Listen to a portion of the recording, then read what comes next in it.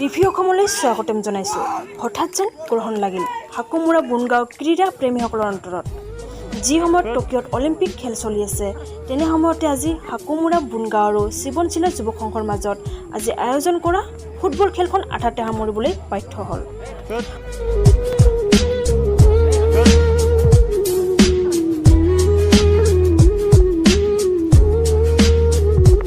উল্লেখ্য যে যোৱাকালি হাকুমুৰা আৰু বুনগাঁও আঞ্চলিকৰ মাজত অনুষ্ঠিত হোৱা খেলখনৰ বিত্তীয় খেলিমেলিৰ কাৰণে এক হুলস্থুলীয়া পৰিৱেশৰ সৃষ্টি হৈছিল।